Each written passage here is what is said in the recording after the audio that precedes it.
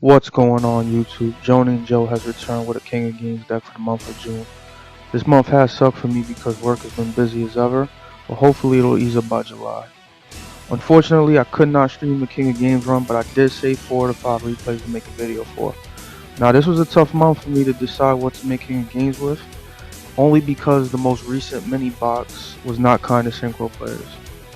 Nevertheless, I did my best to try and provide some Synchro action, and I did find a fun deck to come up with. Triamids, in my opinion, are the best deck out of the box, and they do provide the piloting challenge I so love having in a new deck.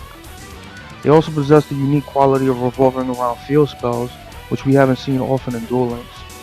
Now while I don't have much replays to showcase my unique take on the deck, I'll still show how strong it is functioning on its own. In no way do I think or suggest incorporating Synchro makes the deck better than a pure variant. Starting off with the first duel, we do face a popular meta deck luckily, and you'll see the best possible outcome when facing it. The King Golem field spell is amazing for turning our monsters into our mateys, but Triamid Master being able to send cards to the grave to make Pulse live while popping set cards is one of the best plays to have. Now, one of the biggest weaknesses in the deck are stronger monsters that we can't get over without Dancers, but since I run Mirror Wall, that problem is solved pretty easily, and it also works with the Cruiser field spell since we gain life points. Trapping up your opponent like this will be one of my favorite boards, hopefully, unless you get hit with a Cosmic Cyclone, which will ruin you badly. But hitting a Treacherous like that in that last turn, and then having two monsters like Armades for lethal is amazing. Sadly, I didn't save the replay for the second duel, but the next one is my favorite replay. While you'll rarely run into an opponent with a field spell skill, this duel can easily be applied to the mirror match if your opponent goes first. Now, the hand that I had is usually a bad hand, but thanks to Ancient Fairy Dragon, we can search a field spell and start rolling. So, she's pretty much the best synchro to have for a deck like this that uses field spells. And since we went first, you can also use her special summon effect since we don't have a battle phase regardless. Unfortunately, we are facing a deck that looks like kind of a meme deck. I didn't really get to see what it did, but the board regardless is pretty amazing, I think, for having a synchro variant. If I had a back row card to be a little better, but I did get lazy in this duel, so I did lose out on the OTK, but you get the idea of what that can do when it has a synchro aspect in it. So coming up on the third duel now, most of these duels, unfortunately, they do turn out the same.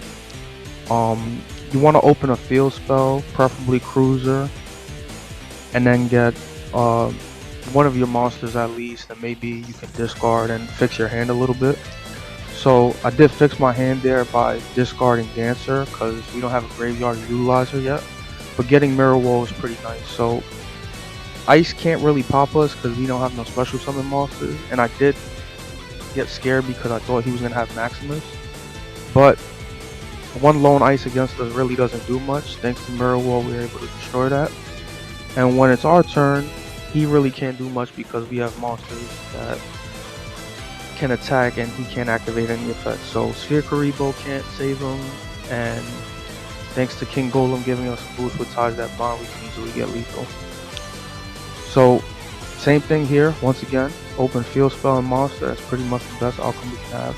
But if you noticed, he passed like immediately, so I don't know if he has Sphere Karibo and he thought he was going to be safe behind it, but we have lethal now thanks to him passing, and that was pretty much the easiest duel we can get, which also happened to be the rank up duel. So this has to be one of my quickest King game videos ever, and here's the deck. So the core pretty much is 2 to 3 masters,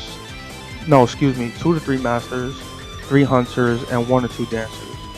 For the field spells, you want to run 3 of each, but since I did throw in some psychic wheels, I cut Fortress to 2 and Pulse to 1. So you want to have Pulse maybe at 1 or 2, but since Mirror Wall was so good, I left it at 2, and I ran into a 21 card deck. It's not the worst thing in the world, but that's just how it goes. For the extra deck, I got Gigantic Castle. He's a rock monster, and I didn't get to go into him, but if you get 3 level 3s, you can go into him, and he does benefit from the field spell boost as well as Dancer, so that's pretty nice to have. Psyhemoth is good for the meta right now, banishing Slash or Neo so they can't avoid destruction by some way. It's pretty nice. Charge is just draw a card. Naturia Landois is another rock, and he can discard a spell to negate a monster effect, so that's pretty nice. Ancient Fairy Dragon, MVP Synchro to deck. If you can get a field spell with her, that's pretty much the best thing to do with her. And since we have access to level 7, you have to run a copy of Black Rose. That's the best level 7 in the game right now. So if you have the space, run her. I don't run 3 Psychic Wheels because this deck does function pretty well alone, so Psychic Wheel can turn into a brick.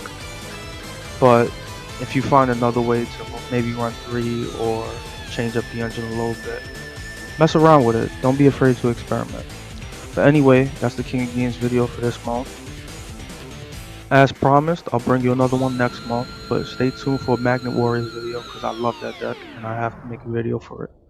So thanks for watching. I'll catch you guys next time.